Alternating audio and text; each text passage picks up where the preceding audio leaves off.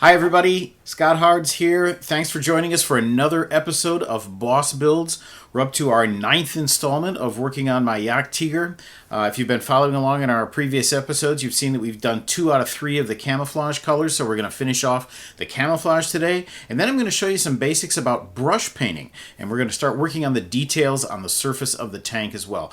Now that's a lot of ground to cover, so let's dive in and get started right away. Okay, we're just going to get into it here using the Rotbraun, the third color in our camouflage scheme that we're going to be going with. And we've already tested the airbrush, so we're just going to dive right in. But of course we want to double check the scheme. And the one we're making, you can see it's got some brown right up there on the front fender around the green blob we've already made. So we're just going to go with it. And again, if you missed our earlier episodes, I'm not trying to precisely recreate this exact scheme. Instead, I'm just kind of trying to get the look and feel, as they say, because I'm not too overly concerned about recreating an exact vehicle from World War II. So let's dive in here and get going. So the whole front fender is going to be brown here. So as usual, we're just kind of having fun here. I mean, I am paying attention slightly to the diagram, but some of it is more just going for it. Again, if you like harder lines between the color divisions, of course you can keep the brush closer to the surface and go over the same area several times with just a small amount of paint to create a harder line between the divisions. If you really want to keep it nice and hard and, you know, basically looking exactly like something out of history would have looked, then you can either mask the tank, which is a bit of work, one of the reasons I don't do it, or they do make some putties or clays that you can stick on the tank in the areas you don't want the colors to go, and use those instead. Remove them. These are designed for masking, of course.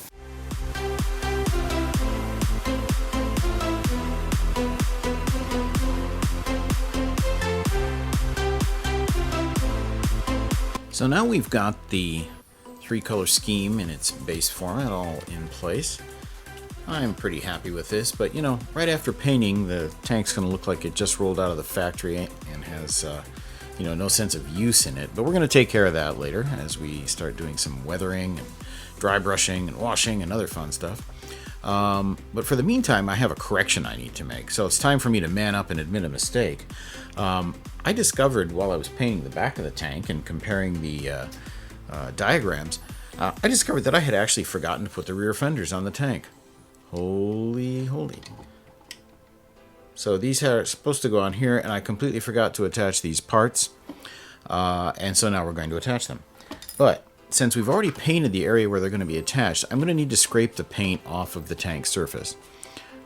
Because the glue will not work properly if you've got paint in the way. So we're just going to take the edge of my hobby knife here and using the blade vertically against the plastic, just scratch the paint off. And you can see that that's pretty easy to do. Now we'll glue those fenders on.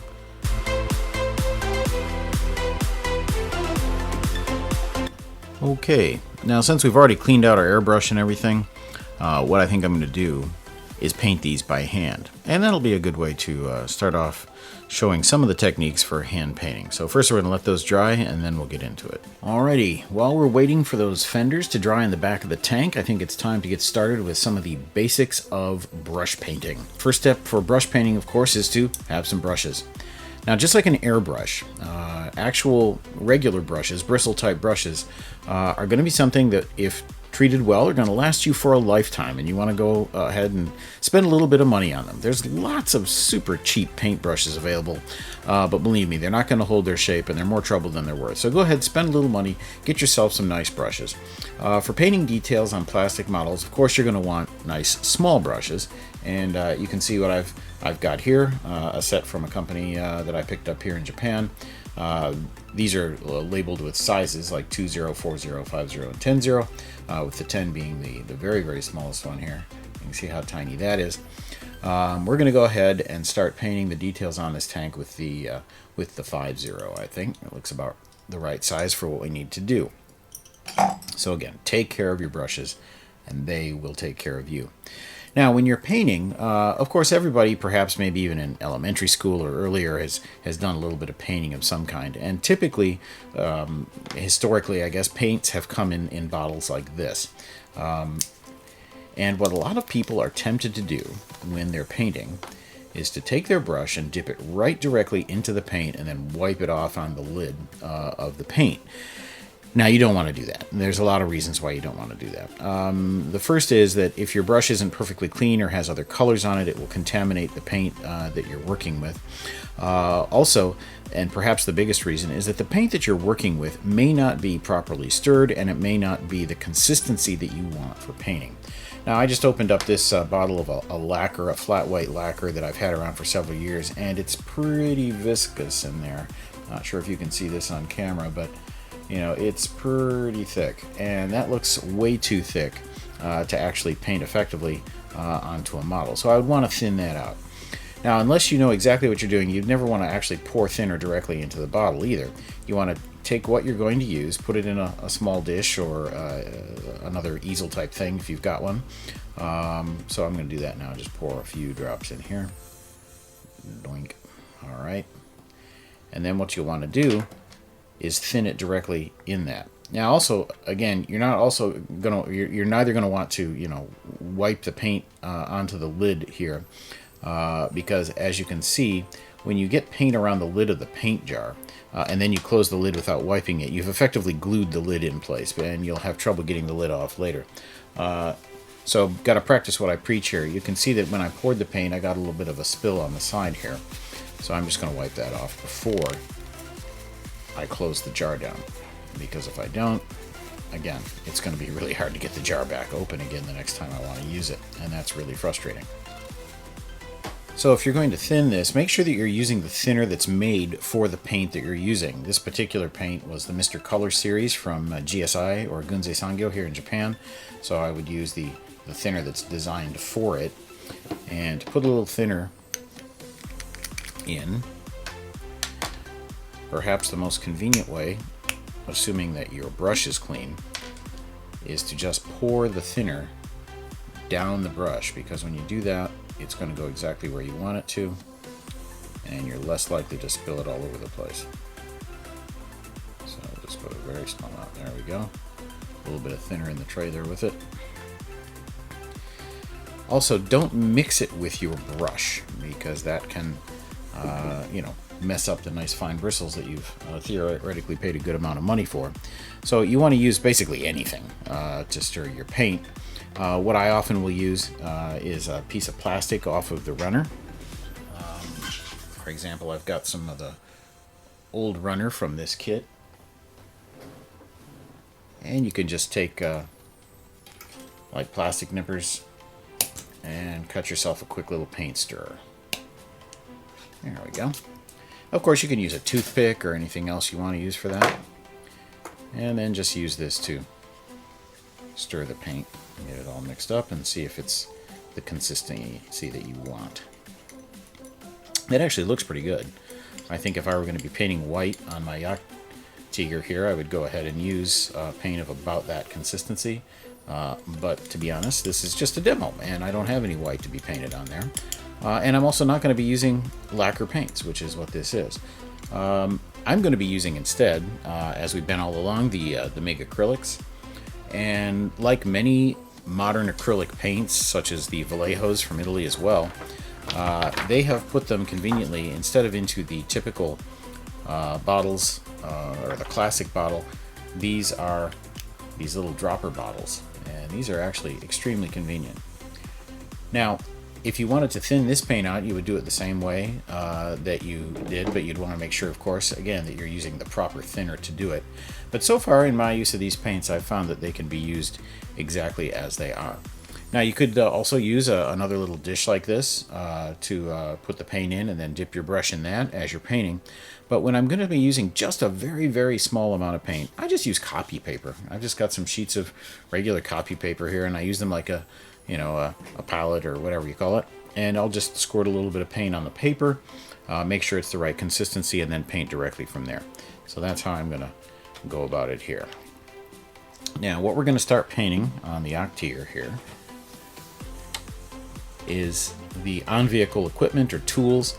And you'll remember we put this shovel on, we have a hammer, we have all these cables here, a rod there, which I don't know what that's actually used for. It looks like a long crowbar kind of a thing. And we've got an axe over here, plus more cables on this side, and lots of other little doodads, some wire cutters or cable cutters back there. All these things need to get painted to look good, so we're going to go ahead and get started on that. So what we're going to use is the gunmetal color to do some metal on the cables and stuff, and of course, and then I'll just put a few drops on the paper here to get started. So we're going to start by painting the things which are, of course, this kind of a dark silver color, and perhaps the easiest thing to get started with will be the shovel. Now, of course, you dip your brush into the paint, and then you want to paint around this to knock off all of the excess so that you've got an appropriate amount on your brush, and then it's just smooth, even strokes, all going usually in the same direction. Yeah, and that looks like we've got just the right amount of paint on the brush here. Now, of course, you can't always use the same direction of brush stroke when you're adjusting to a particular shape or going around an edge carefully like I am here, but then you'll probably want to smooth it out after you've done the detail parts. Now, just like you may have done, back in elementary school with crayons or whatever, keep it between the lines, of course. It's actually easier to do than crayons because these are three-dimensional objects that have physical edges that are usually pretty easy to stay on this side of. Now, these MIG paints, as well as most modern acrylics, are water-based. And if, for example, you had a problem and you put paint on the color or the surface around it where you didn't want the paint, if you just use a moistened tissue or Q-tip or cotton swab, if you will, immediately after you put it on the surface before it dries, you can take it right back off. So it's actually very easy to correct mistakes with this kind of paint. And don't forget to look at it from different angles to make sure that you've covered it effectively. For example, you can see that the edge here has still got white paint from Dunkelgelb was it, I think, from the base color. So we do the edges carefully to make sure that that doesn't look strange when you look at the tank from the top. I find that if I'm painting in a particularly delicate area, like right here, I don't want to get any paint on this clamp that's holding the cable in, but of course I want to paint the cable. And I have an area where I've really got to, hit the target precisely, so to speak. Just like you should do if you're, trying to shoot accurately. You hold your breath. So I'll often hold my breath, obviously not at the moment, explaining things, but if you hold your breath while you're doing a particularly delicate area, it may help you keep the brush steadier. Now you can see that I did make a mistake while I was painting this, and I got a very small amount of paint right here where I actually don't want there to be any of this gunmetal paint. So like I mentioned, let's just take this off. I'll just moisten this tissue with a little bit of water that I have over here, and we're just going to take it right off because it's water-based paint, and as long as it hasn't dried, it should come right off. And what just came right off is the part that I had glued onto the outside there, so that was rather interesting. So we're going to need to glue this back on. Alright, well, we got that part back on okay, and now we're going to continue painting the cables around it. Another reason that I don't get too concerned if I get a few little streaks of the silver color, dark silver color, onto the body around these tools is we're going to be doing weathering later, and particularly the washes will be causing areas of darkness to happen between tools and the body anyway, and it's really not going to be very obvious. So you'll see that as we move forward in the finishing process here. Alrighty, looks like we got most of the stuff on that side done. Now let's change colors and go paint the wooden handle of the shovel here. Okay, one of the great things about these modern acrylic paints like MIG stuff is that you can clean up with water. And all I did was rinse this lightly in a little cup of water I've got, wipe it with a tissue, and we're ready to go with a different color. So we're going to paint the wooden handles now of some of these tools, starting with our shovel again. There's our shovel. Now let's do the sledgehammer next to it as well. Okay, looking good. While we're at it, let's do the axe handle. Now we have a tiny little gap here between the clamp holding the axe to the tank and the axe head. Now let's see if we can pinpoint paint that effectively. Now I need to be really steady. It's very useful to brace your finger against some other part of the tank in order to keep your hands as steady as possible. Of course you don't want to have too much paint on the brush when you do it. Alright, looks okay to me. Alright, let's switch back to the gunmetal and paint the head of the axe and the sledgehammer. So things coming along pretty nicely on the tools here. Obviously I have a lot more work to do, and I'll go ahead and complete a lot of that probably off camera. But I think you get the idea. Just get yourself a nice delicate brush, take your time, and it's really not very difficult. The last thing I will cover today is, you recall that I forgot to put on the rear fenders. I think they're nice and dry now. So we're going to go ahead and start the painting process with those, but we're going to do it with a brush instead of the airbrush.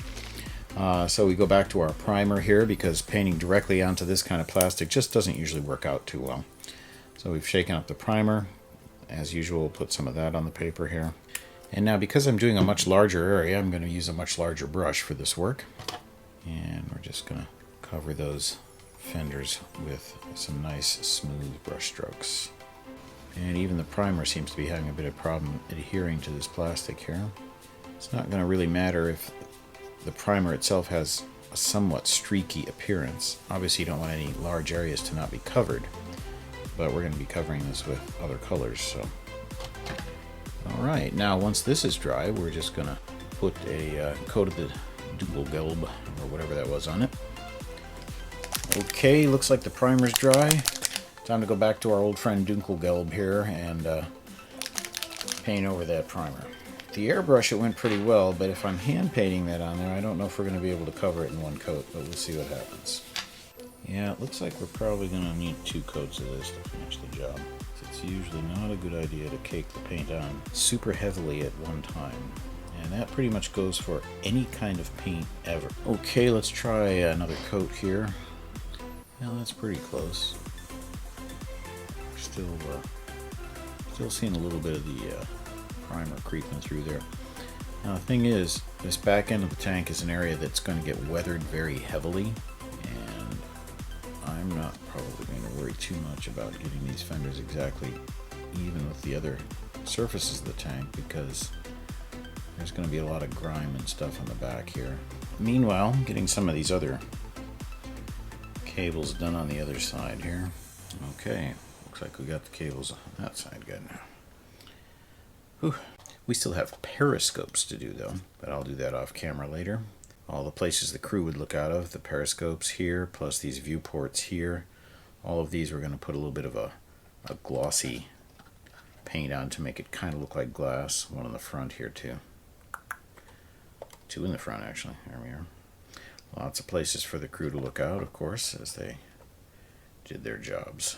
Well, everybody, what do you think? I'm really happy with how she's coming along here.